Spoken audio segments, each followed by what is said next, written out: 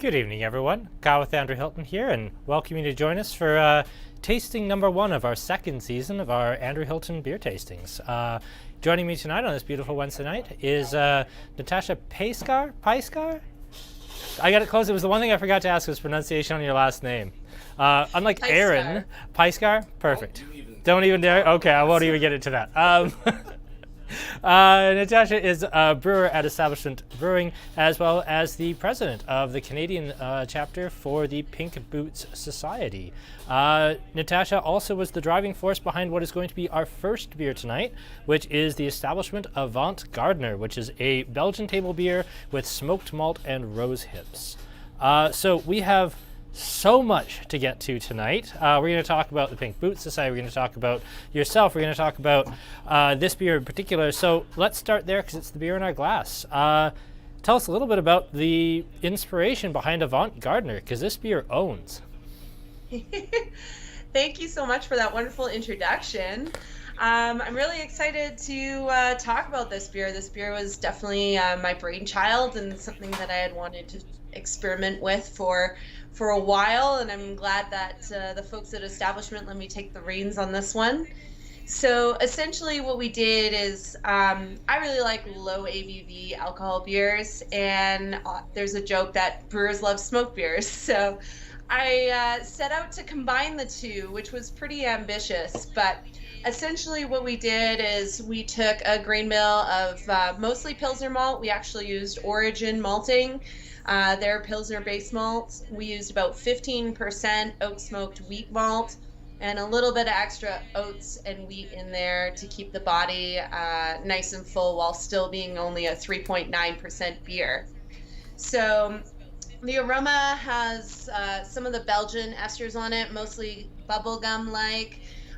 There's also a really nice floral note in there. We used wild rose hips as a nod to Alberta.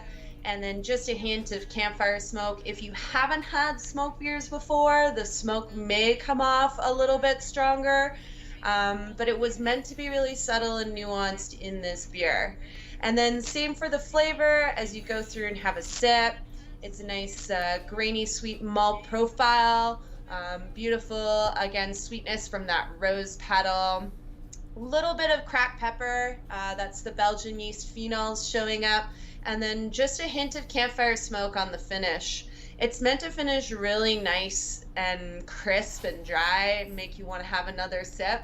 It's a great backyard camping fire beer, hanging out outside as we are nowadays. So I just wanted a nice sipping beer for summer that wouldn't get you too wobbly.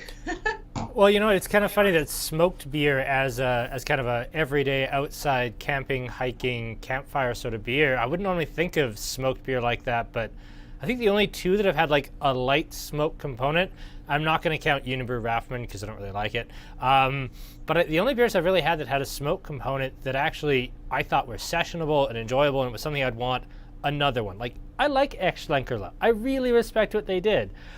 I don't think I've ever finished a bottle of Ex-Schlenkerla and be like, you know what, I want another one of those. This I would definitely have multiple. And the other smoked beer I felt that way about was actually the Left My Wallet in El Segundo, also by Establishment. So I hope we're going to see more smoked beer, because it's not just brewers who like it. I know that's the running joke, but I think a lot of people like them. I'm really excited. Thank you. That's huge praise. I'm excited to hear that the consumers are starting to like this style of beer. We are having a lot of fun with smoked beers at Establishment. As you mentioned, the Left My Wallet in El Segundo, that's a really fun, it's a Lichtenheiner, which is an oak smoked wheat malt sour.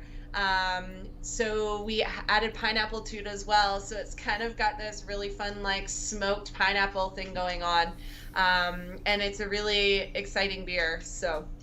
Yeah, I'm really in love with this one in particular. Like, we did the Left My Wallet last spring or last summer when it first came out. We did it as part of a beer tasting, and I was shocked how much I liked it. I did try the new batch just when I first came down from Calgary last week when we just unloaded it all, and I was like, no, I like the Avant Gardner better, just straight out. I think this is prettier. Thanks. Yeah, I'm pretty excited. Some of the craft maltsters are really starting to do interesting things with smoked malt, and we're not just seeing particular woods like cherry wood, oak, or beech wood. They're starting to experiment with cold smoking herbs and flowers like lavender or chamomile or something along those lines. And we're really seeing some interesting smoked malt. So I look forward to playing with these a little bit more in my beers. We've got our first really good question coming in.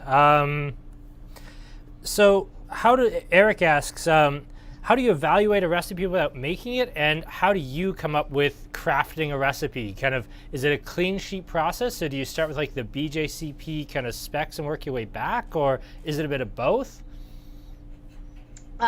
Those are great questions. I'll try and remember them as I go through and answer.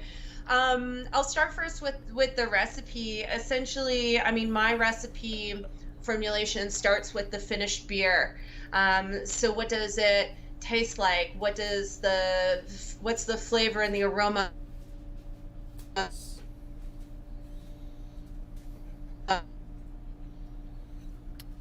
I think we've lost Natasha just very temporarily. We'll get her to repeat the answer just here in a sec. Yep, I'll remember. Oh, so I think we got you back. Sorry, we lost you for just a sec there. So you were just getting started. You just said that you'd kind of started with the finished beer and kind of worked back from what you wanted it to taste like. I don't like asking you to kind of repeat your explanation. We didn't get any of it. I'm sorry. That's okay. I hope it froze on something at least, pretty. It never has for me, so why should you be so lucky? Yeah, so with recipe formulation, I try and start with that finished beer. BJCP is a great starting point for guidelines, but I like to think about what flavors we're getting, what aromas are there, what is it evocative of, what kind of mouthfeel and alcohol that I'm looking for. I really take inspiration from the ingredients and then work backwards from there to create a recipe. With Avant, we were lucky enough to do a couple of trial batches beforehand, just because we were really interested in how to get that nuanced smoke without overwhelming a 3.9% beer. So we were able to get a couple of test batches in before going full scale on this one. But sometimes you just throw it at the kit and you say, let's go. That's fair. Now, we're not going to get into your own past just yet, but I know that you do have a background as a home brewer, is kind of where you got started. Do you still do any home brewing, or is it just nothing smaller than the test kit at the brewery? I wish I could say that I still do some home brewing, but I'm so busy. I mean, my job is to brew, 5 days a week now, and then when I come home, I'm studying for my Master Cicerone, as well as mentoring other women in both BJCP and Cicerone. So I kind of have a full plate right now, and I haven't homebrewed in a while, but I've kind of held on to all my homebrew equipment, much to my husband's chagrin. We keep moving it from place to place, but and it's always much. I finally sold mine when I moved houses and was like, thank God it's gone, because it's always so much. I think we lost Natasha again. Sorry, folks. Just a buggy video connection this time. She's back. And she's back. There we go. Am I back? You're back. Sorry. No, that's all right. You know, we can't control like digital streaming. It just happens. So we just work way around it. And we keep smiling. So it's all we can do. So let's move on a little bit. So we've kind of opened the door to talking about your history in the industry. Like, you started as a home brewer, but you've done a bit of everything. You've been a head brewmaster, you've been an assistant brewmaster, you've been a beer rep, you've done just about everything. You were in the bar side as well. Tell us a little bit about your background, and everybody at home. We're going to be moving on to the Blindman Full Circle Roggenbier. So a little bit about my history. I moved to Calgary in January 2014, and essentially I couldn't find a job in oil and gas at that point. As we all know, things were going downhill in that industry at that time. My background is I have a Bachelor of Science in Chemistry, and I have an associate's degree in Chemical Sciences Technology as well. And I had gotten into homebrewing in university, and I had won an inter-university competition, and we got to Come on, Skype.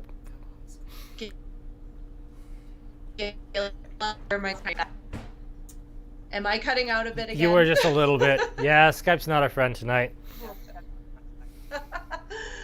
So when I moved here, I took a job at National Beer Hall. I also worked at the Vineyard, which is a homebrew shop in Calgary here for a little bit.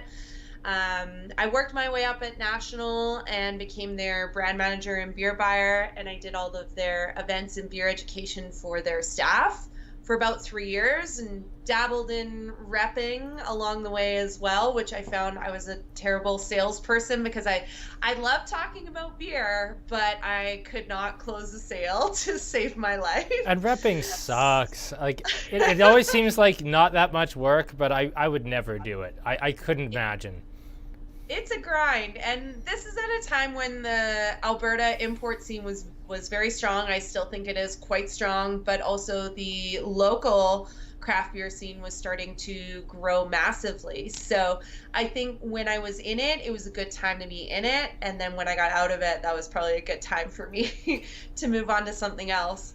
So all the while I was on the restaurant side, I still was trying to get into breweries for collabs, annual Pink Boots brews, and I eventually in 2017 said I wanted to take a shot at this and try and go pro. So I left National and I went to go work at a brewery called Bomber in Vancouver for a short period before coming back to Calgary, and I worked at Toolshed, and I was at Last Best, and now I'm at Establishment for about the past 6 or 7 months. Nice. How's things been at Establishment? I mean, we do have to make fun of Dave Ronneberg just because he's there and he's not doing the tasting, and it's always nice to give him a shitty time because he's just the nicest, gentlest person. I was gonna say the guys there are the best. So I really like the culture at Establishment is a lot of fun, but they also have a very serious beer program. I knew their core lineup was quite solid, but I was also really interested in the mixed culture fermentation project happening with the barrel side of things. So I think that's what really attracted me to working there, and the creativity in their beers was just top notch. So I was really excited to head on over to Establishment. Nice. And you clearly have the ability, the creative license to pursue your own projects there, which is really great. And you were head brewer at Last Best for a while as well, weren't you? So you've certainly had the run of a brewery like entirely to yourself before. Any brews that people might be familiar with down here that maybe are still flying the Last Best colors that were your brainchild? Yeah, unfortunately, I don't think that any of my recipes are cores. Last Best was an interesting project because for anybody who's been there in Calgary, it's a tiny brewery. They took over the Brew Brothers space for those of you who might remember them. And so in order to get to different markets, we did a little bit of contract brewing, which I know a lot of people are a little wary about, but we had a brewer dedicated to working with our contract brewers to ensure that those beers were meeting the specs that we wanted when they hit the market. So it was a really great way to expand Last Best's reach while still making sure that we were putting out quality Last Best beers. The tall can program, which is something that we did directly out of Last Best, and we had mobile canners in for. We did Tokyo Drift, which was a beer I did not touch at all at Last Best. I thought it was a fantastic beer, and the recipe was on point. And then we did the Gose, that was purple. Yeah, the one you got super cease and desisted for, yes. Looked like a sports drink. Yes, a completely beer. nameless purple sports drink. Yeah, that was a delicious beer. And yeah, a lot of those one-offs I was involved with. Those were mine. Last Best was incredibly formative for me. It was my first head brewer gig. I worked there for 2 years on and off because of the pandemic. And it was a fabulous experience for me. So I have to give kudos to those guys for for really taking me in and giving me the opportunity to be that head brewer. And I learned a lot. So away from the brewing side, you're also the president of the Pink Boots Society for Canada. You're doing a ton of mentorship for Cicerone for Women, as well as the BJCP certification. It sounds like you have more than just a little bit on your plate. I can see why you're not brewing at home just at the minute. Yeah. Why don't you tell us a little bit about what you're doing for Pink Boots, kind of as we transition into our third beer and talk a little bit more directly about the Pink Boots Society and what they do and their scholarships and their hop blend and everything. Absolutely. So Pink Boots Society was created to help further women's careers in the brewing industry. They've since expanded to include the alcohol beverage industry, so meaderies, wineries, cideries, distilleries are all now included in Pink Boots Society, which is incredible for the diversity of our program. I started championing Pink Boots Brew 8 years ago. We did a small homebrew scale brew at the vineyard here in Calgary. Toolshed hosted us the next year, and then beyond that, every year we've just grown in breweries who wanted to participate and host women, even if they didn't have women on their production staff. And it's been a huge growth since then. We've had 17 of the 31, I believe, Canadian breweries were from right here in Alberta, and there were almost 400 breweries worldwide that took part this year, which is incredible because we're still in a pandemic. All of the money goes back to help create scholarships, as you're seeing on your screen there, for women to help advance their careers. I myself won a scholarship to go to Belgium and the Netherlands for a brewing and distilling course. It's all been put on hold of course, yes. Currently, but I'm hoping to go in spring of 2022. So really excited about that. Well, I know Aaron and I are packing up our cameras and gears and glasses and heading over to Europe basically as soon as we're allowed to as well. So that's going to be a lot of fun. We're going to have, there's going to be a lot of like shooting at 4 in the morning to hit everybody here at, 6 in the evening, but it's still going to be a lot of fun. Worth it. So we had some questions coming in. Eric, I do see your second question. Chris asks, how much of your formal chemistry training comes into your day-to-day brewing? A lot, surprisingly. I mean, all throughout the brewing, we're taking various measurements, specific gravities, pH, understanding how that affects the brewing process. Even prior to that, when we're selecting our ingredients, there is a lot of, there's certificates of analysis, which allows us to determine the quality of the ingredients and what we can expect out of them in the brewing process. And then outside of the brewing process, we go to what's called cold side, and we're tracking fermentation. We are doing plating in the lab to ensure that we don't have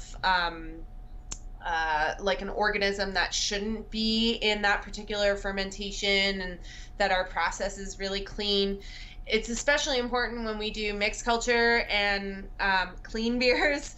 We don't like to call them clean beers because beers should be clean fermentation, but mixed culture fermentation and then singular organism fermentation.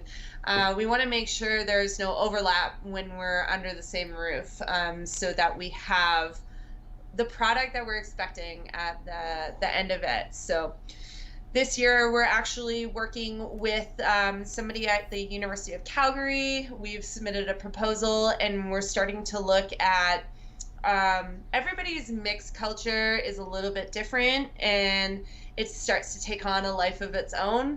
And what we're looking at is what are the different strains in there, and how can we encourage them to create specific flavor profiles that are desirable in beers. So that's a little bit of an undercover project, but it's something that I'm really excited about, and we're taking samples every week right now to look at those organisms. Yeah, because let's be fair, like mixed culture, wild ferment beers are just a bit of a, it's just ghosts and wizards sort of thing for a lot of people. It's even, in a lot of, maybe not in like textbooks for the actual brewing industry, but if you read a lot of brewing books, even for just like the regular home consumer that are written for the general reader, they basically say, oh, well, here there be dragons, we'll move on to the stuff we understand better. Trying to codify that and actually make that more scientific and make it more easily understood. That's a huge project. And you'd need, I mean, just what's in the air here versus what's in the air in Belgium versus what's in the air with like Australian craft breweries, it's also completely different. What an absolutely huge project. I can't imagine taking that on. We're really excited. That's a word for it that I wouldn't use. I'm doing year end. That's a huge enough project, and it's not even near that big. So Eric here, he's got a long question.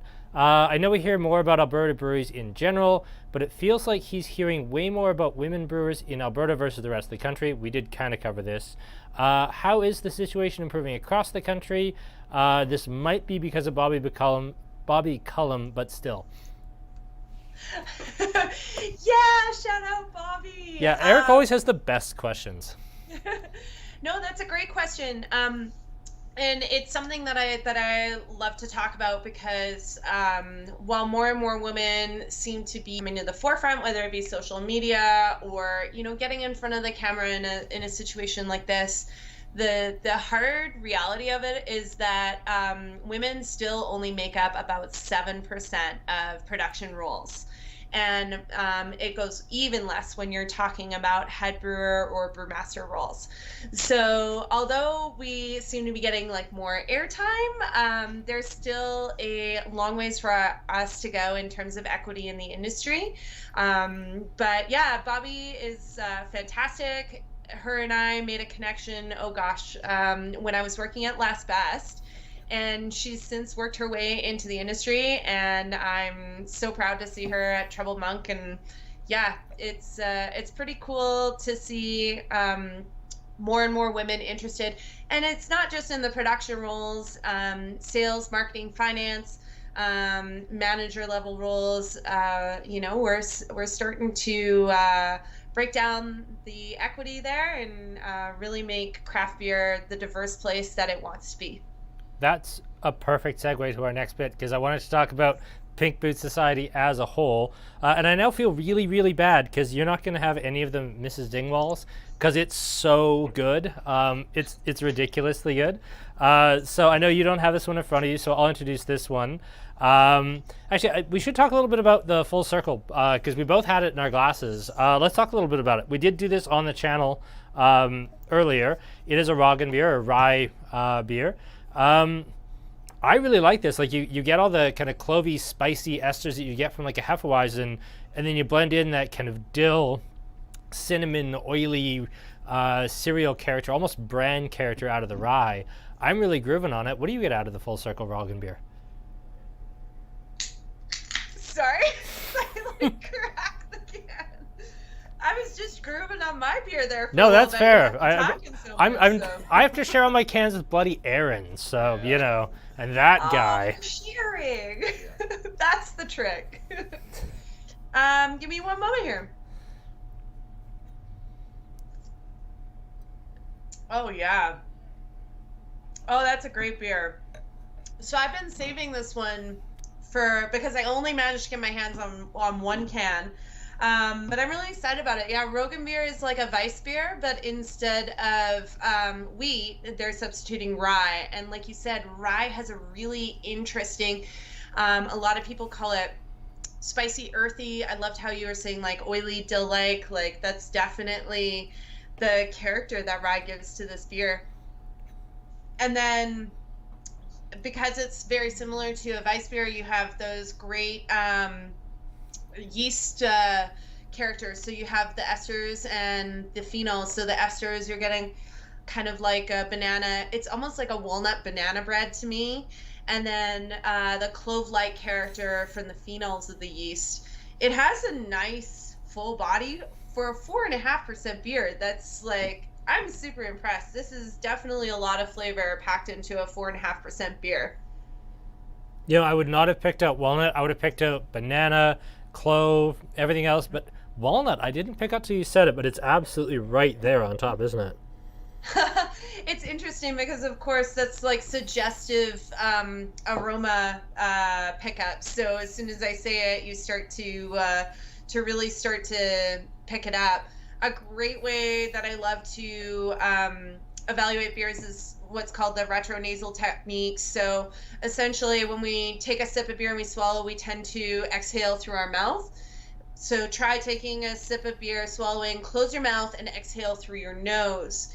And it really, really lights up your olfactory senses, which there's over 10,000 receptors there compared to your 5 taste receptors on your tongue and your cheeks through like the taste buds. And it just creates a whole different sensation. It's really fun to do. Yeah, I got taught that when I did my WSET training. But yeah, it's something that, you know what, it's something I never talk about because for me it's now second nature. But you're right, I think we've been doing this for an entire year and I've never talked about that once. So thank you for bringing it up. So everyone now, you could go back and do all the last, what has it been, 50 weeks the last 100 tastings we've done. You should do all of those again and do that. That would be brilliant. I'm not responsible for any horrifying liver damage that may result. Definitely not. The liver regenerates. Drink a lot of water. You'll be fine, probably. And if you're not, that's not how I actually am going to be responsible for it. So, Mrs. Dingwalls, the red sangria sour. I'll be very honest. I absolutely love this. It's really good. So yeah, fermented on 3 different types of grape must, conditioned with blackberries, peaches, raspberries, and key lime, topped off with salt. Did you read the story? Yeah, it's a pioneer of Sylvan Lake, who started like the Sylvan Lake Women's League, and yeah, I did read the bio, but I can't remember. It's probably printed on the back of the can, isn't it? Yeah, it is. It's right here. Wow, that's good. Why did I bother spending all that time doing research for this thing? But no, it's just written on the back of the can. But no, so yeah, I really like this. I love anything fermented on grape must. Burdoc's doing so much work with that, and we carry literally everything Burdock. Also, Eric, another establishment connection. Eric, who's our top commenter tonight so far with the great questions, also did a couple beer labels for establishment. He was the artist behind Born to Run and one other that I can't remember off the top of my head now. The big ones. The big 750s. So, anyway, let us go into this a little bit. I really get the key lime right off the top. There's tons of that going on here. Blackberries, cherries, peaches, really pretty. Grapefruit you get, Aaron? You probably get a ton of grapefruit? Do you find it's grapefruit like flesh or rind, like more of the pith? It's flesh for me. I'm not getting the intense bitterness I would expect out of like a New Zealand Sauvignon Blanc. It's fleshier than that. Yeah, it's sweet. Yep. Pink. See, I'm jealous because that's the one I don't have. So like, just describe it to me. That sounds wonderful. Well, I'm sure I can get you a can because fun story. So we did our big year-end count. We finished on the Monday right before April 1st, which I think was like the 28th or 29th or 30th of March. And right after that, Snake Lake was doing an event at Two Guys. So we actually had a little tiny table kind of off in the corner, like 6 meters from anyone else. And they did a draw, and we ended up winning the bloody Snake Lake basket. And we were like, well, we don't want to win. We're a freaking liquor store. We can get samples of all these anytime. So like I won, and then they redrew, and it was like literally like Corey, who was sitting 2 seats down from me, she won. It's like, fine, we'll take the damn basket. Apparently fate wants us to have it. Where would they get grape must in Sylvan Lake? That's an interesting question. On the brewing side, can you just buy grape must, or do you have to develop a relationship with wineries? Because that seems like an odd ingredient. Yeah, grape must is another really exciting ingredient. There's a lot of what we call like blending of beverage categories right now. So you're seeing a lot of like cider beer or hop cider collaborations, or wine must and beer collaborations, which is really cool because it brings in a whole different style of drinker to our segment. So that's really cool. Typically with grape must, you're looking to develop a relationship with a winery, or you have a relationship with a distributor who can get you some. That's kind of the way it goes. And typically with must as well, yeah, you're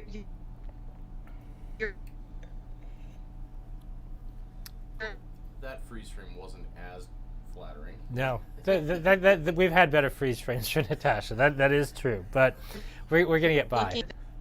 Sorry, we lost you again for a sec. I'm back. You're back. We got this. I think you were kind of at the point of saying grape must is like you know somebody who knows somebody who knows somebody who knows somebody's cousin is kind of how you get grape must. Yeah, exactly. And the varietals that you can get are probably a little bit limited depending on what the wineries are using for their vintages. So, but it's really fun to play with, and the flavors and the aromas really come through. So it's a fun ingredient to play with as well. And Eric, I do see your comment about Sylvan Lake, and no, I'm not reading it on the air. Chris asks, any idea why this is unpasteurized versus pasteurized? Is it a design choice or a product of the ingredients? Now, I know you weren't a brewer on this, but do you want to comment on that, or you're free to pass on something like that? If you don't want to comment on someone else's work, you're free to. Oh, that's okay. What was the question? It was whether this was pasteurized or not? Yeah, why is this unpasteurized was the question. Oh, okay. Typically, pasteurizing equipment is very expensive. So the reason for pasteurizing equipment is to essentially kill any of the remaining yeast or microorganisms that may have slipped by you in all of your cold side processing to ensure a more shelf stable product. There are a lot of cold side techniques that smaller craft brewers can use to help extend the shelf life of their product without having to go to purchasing that piece of equipment. There's also a small thought in some brewers in the industry that flash or batch pasteurizing does change the flavor of the beer a little bit. But, you know, I would bet in a blind taste test that not many people, including brewers, could pick up on it. So mostly it's a cost prohibitive thing, and we do have techniques that we can use in place of that until we could purchase said piece of equipment. Beautiful. Now we're getting to this a little later than I wanted to, although we're still 3 beers in and only 32 minutes, so we're actually a little ahead of schedule. We'll call that a win. So I think most people in Alberta here, both on the retail side and certainly on the consumer side, are only really familiar with the Pink Boots Society in terms of the Pink Boots Brews, which tend to come out in late March, early April. They're always very good, but there's a lot more going on. Like you have your own hop blend every year, and I know you were part of actually the Great American Beer Festival like hop blend creation process back in 2019. I did actually do my research for once. And no, there's so much else kind of happening in the background here. Can you tell us a little bit more about the Pink Boots Society that's beyond just the Pink Boots Brew? Yeah, I mean, I think probably the biggest growth has been in the scholarship sector. So they used to offer 12 scholarships or so a year, and now they're up to offering, I think, over 30 and up to 40 scholarships a year. Oh, Skype. We are not a fan of you, Skype. We're going to have her say that again. Just give us a second here. This one's not on us this time. This is just general not awfulness. Sorry, we lost you again. I'm back. Yep. You just started saying that the big change was scholarships. So essentially they've grown exponentially is what's happened. And so scholarships are offered year-round, anything from a Cicerone course book to a trip to Belgium, which is fantastic. And then there's educational events through our local chapters. So local chapters are required to offer at least 2 educational events. We're aiming to offer 6 this year with our Canada chapter, which is really exciting and hard to coordinate because we'll be coast to coast, but we'll have to work through that. And then there is, like you mentioned, at Great American Beer Festival is usually a national meeting, and they do a hop rub every year. Obviously, 2019 was kind of the last one that we could do, but in person. But the Toronto chapter got to be a part of the hop rub last year and got to vote on the hop rub or the hop blend that was used in 2020's brews, which was really exciting. I actually want to back you up just for a sec, because we've never talked about hop rubs in the last year. Do you want to walk us through what a hop rub is? Because I don't think it's something most people are going to know what that is. So fill us in a little bit. It just sounds like, yeah, we do a hop rub. Like, everybody should know that, right? So basically what happens is they will bring hops, and so hops have different varietals, and different varietals evoke different oils, which have different flavor and aroma characteristics to them. So when you're doing a hop rub, you are essentially looking at a single varietal, and you are evaluating it for flavor and aroma. Well, not necessarily flavor because you're not tasting it, but aroma characteristics that you're hoping for in the finished beer. And so once you have some single varietals down that you like, then comes the blending part. And so you take a specific amount of hop A that you like, maybe it's Mosaic, with a specific amount of Cashmere that you like. You put them together and you see if the aroma characteristics that you like singularly come together and form a harmonious blend. And so I think there's typically anywhere from 5 to 6 hop varietals, and hopefully you've done your homework, because of course I'm going to blank on the ones this year. Oh, I have no idea. Not the first bloody clue. I can look them up on the I fly. would probably look them up too, but yeah, I don't know.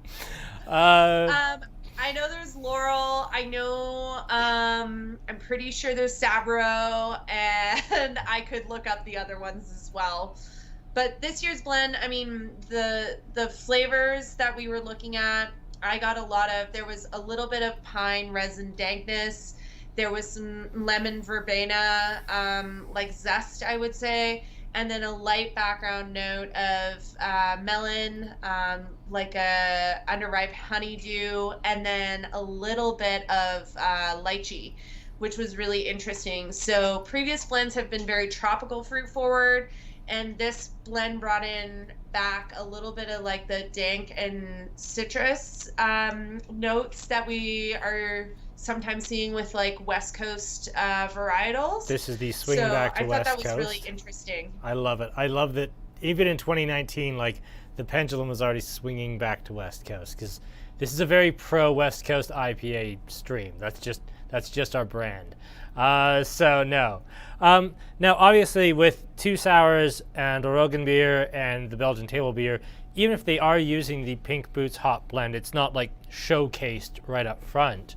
Were there any breweries in Alberta that did do Pink Boots brew that used the actual Pink Boots hop blend this year that people might be looking for?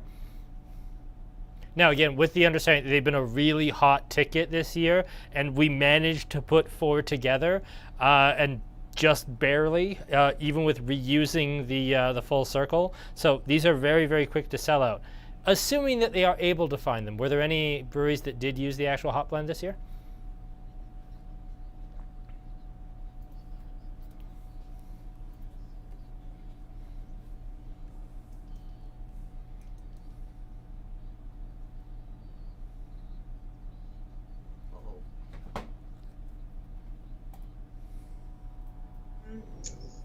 Even some of the sours, like, I probably shouldn't talk about 88's sour. Yeah, we can. I've got a can too. I mean, so I don't know if I mentioned this yet, but yeah, we asked 88 for enough of their Pink Boots brew to actually do it as part of the tasting, and then they promptly turned around and gave us like 3 cans of it. So I have a can, and you have a can, and I think we'll actually be giving away a couple of cans tonight. We'll come up with some trivia kind of spur of the moment later on, and we'll give away my 2 cans of, well, 2 of my 3. I'm keeping 1.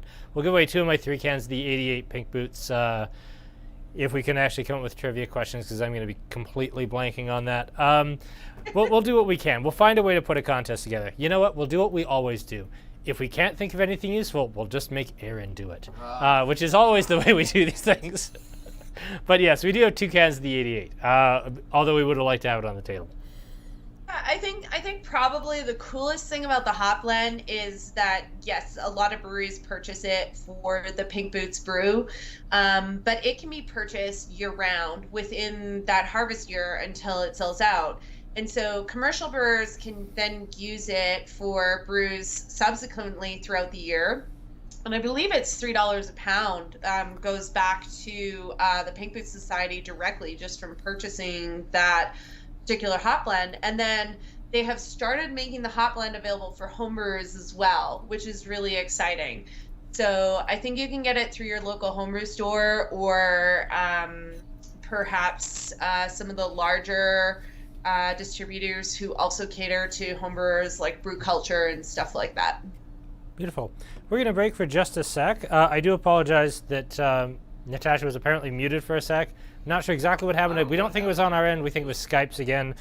We're just not having a good Skype night. You know, we have nights where everything works perfectly. Honestly, the night where we had like an Argentine winemaker live from Argentina worked better than it had any right to. We had this weird 1.5-second sound delay, but otherwise it was fine. Tonight, just not our friend. So embarrassing. Less so for me. Okay, so this Friday night we are going to be doing a Scotch tasting. We're going to be doing the brand new arrivals from Cooper's Choice, and it's all fun barrels all the time. It's 4 different whiskeys, 4 different distilleries, all in different barrels. So up first, from Tomaten Distillery, we have a Portwood finish. This is their forest fruits. This is the one we bought the most of. We got 4 cases of this. It's the least expensive, and it might be my favorite. Next up from Ardmore, so this is a smoky, peaty Highland whiskey. This one's out of a Madeira cask, and let's be fair, if you know me at all, you know my taste in whiskey, you're like, oh, Madeira finish, oh, smoky, well, that's going to be what Kyle likes. That's clearly, like, the thing. It's great. I still like the Tomaten. Now comes my big sad face, and we're going to talk about this whiskey. This is Milton Duff out of an Imperial Milk Stout barrel. I wanted so badly to love this. It's a 2007, so it's a little older. I wanted to love this like a child. I really did. It just tastes like marshmallows and white chocolate, which are not things I love. We're probably going to open with that. It's a really brilliant, clever, ingenious idea. It just didn't work, and that's why we're actually going to spend quite a bit of time talking about it, because I think that's fun. And then finally, this is a great kind of whiskey barrel combination. Tullibardine, which is very nutty, very salty, very bright, and then throw it in a muscatel finish cask, so they throw it in a muscatel barrel. It adds all the tropical fruity notes like perfume and peaches and apricots, and it really shows well. It's going to be a really interesting lineup. This last Cooper's Choice release, I don't know if we'll ever get another release quite like this one, because we got all these different weird barrels, but it really does lend itself to a tasting. So pretty much the day after these bottles arrived, we put them into like little 1-ounce sample bottles to do this. So tasting's $30. That's this Friday at 6. Next week, 2 breweries that we absolutely either cannot get or cannot keep in stock, both from Vancouver. So this is Vancouver Pale Ale and IPA head-to-head. I saw you gave a fist bump. Yeah, you know it's coming. It's Superflux and Strathcona. Everybody loves these two. So story on these, we saw Strathcona got released like Monday morning. Devin and I are kind of sitting around having coffee like, what should we do? That's a lie. I don't show up till 10:30. But Devin was here at 9, damn it. And we came up with this idea of doing Strathcona beer, and we were super stoked. And by 1:30 when we placed the order, 2 of the 4 were already sold out because Strathcona is crazy popular right now. We're going to put that against Superflux. Now, Superflux, it doesn't even get general release. Superflux, you're either on the list or you're not. We are really lucky to be on the list. And you get 4 flats of everything. You can't say no to anything. You can't take partial allocations. If you don't take everything you're given, you're just off the list. So this is a Superflux week for us. We are getting Easy Tiger Pale and Happiness IPA. It's going to be pale ales and IPAs, super limited, super geeky Vancouver breweries. I'm probably losing a substantial amount of money by doing this part of the tasting because Superflux is not cheap, and neither is Strathcona. But I really want to do these, and we couldn't not do this. This opportunity is never going to come around again to have both Strathcona and Superflux available the same week. So we just have to do it. So we're doing it. So thank you for bearing with us, Natasha. We are going to run on to Non-Compliant, a blood orange cranberry kettle sour, and a rippin' sour kettle sour here.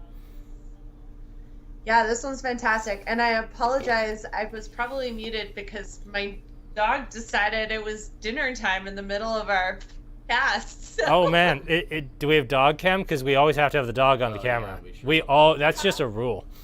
This is a West Coast channel and this is a dog channel. Yes. Nice. There we go. Oh my god. Yeah. Hi, Boo Boo. What a cutie. How old? She's about 5 years old. She's a Greyhound mix. She's a rescue from Ohio. So we've had her for about 3 years. And yeah, she's the sweetest. What's her name? Eva. Eva? Oh, she's beautiful. Thanks. Yeah, I texted my husband and I was like, can you please? She's eating and I'm live. No, my wife's a registered psychologist, and like she'll occasionally have like clients at home, and she has like the sign she hangs like, just you can't be in the house right now. Go for a walk. We're doing like private things. You can't be around. So, yeah, I totally get that. So yeah. Yeah, Julie, you should be excited for the Strathcona. It's super good. And I'm super stoked that I made the list as well. Like, I didn't expect to be on the Superflux list. I'm really glad we are, because the beer is absolutely stunning. Okay, why did Annex Ale Project change their labels? I think it's just for their seasonals. I think that their cores still look broadly the same as I mean, not like when they first came out 4 or 5 years ago, but they broadly look the same-ish to me. I'm glad they're not those stupid bombers anymore. I think a lot of breweries are experimenting with their visuals and their marketing. I mean, as much as we love to say it's the product in the can that sells, really visually, it's the first thing you see. And on a shelf where there are so many other breweries out there, I think that it's awesome that breweries are kind of experimenting within their brand to create a really visually stunning beer label. So good on them. And I mean, Annex is just around the corner from establishment, so I'm sure you're just never there at all.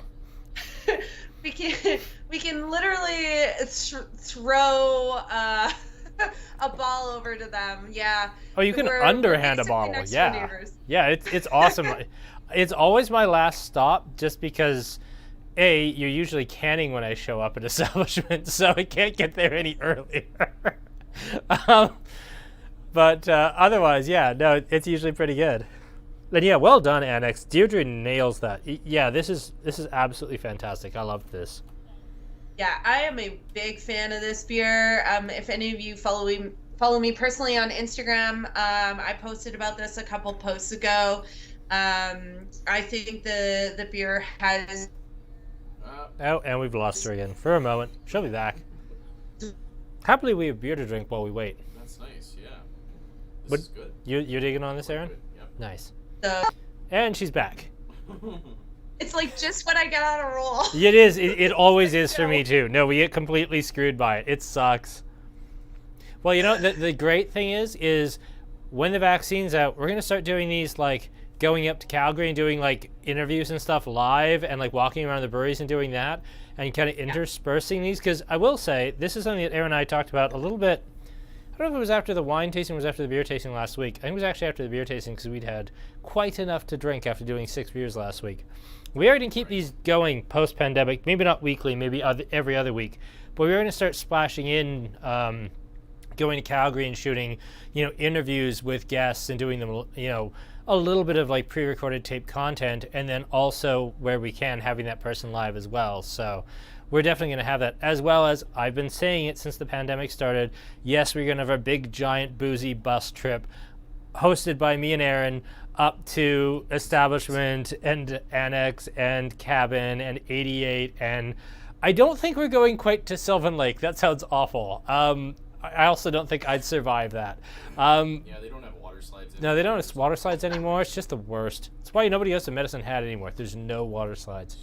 And also, it's a the shithole. lake in Sylvan Lake is pretty dope. Yeah, but it's a long drive from Calgary. Aren't there leeches? It's a It is.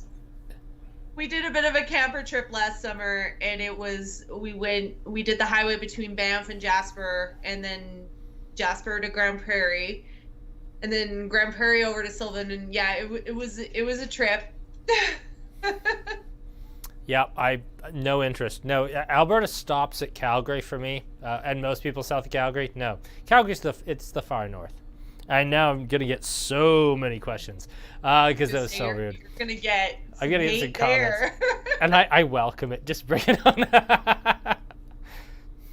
No, I'm so okay with the hate. It's got a growing beer scene, and It I does. think there's some really cool things happening in some of the rural communities north of Calgary. So Yeah, I mean, Blindman really kind of kicked off the modern scene. Like as much as we like to give north of Calgary a hard time, there really isn't like a 2021 beer scene without Blindman.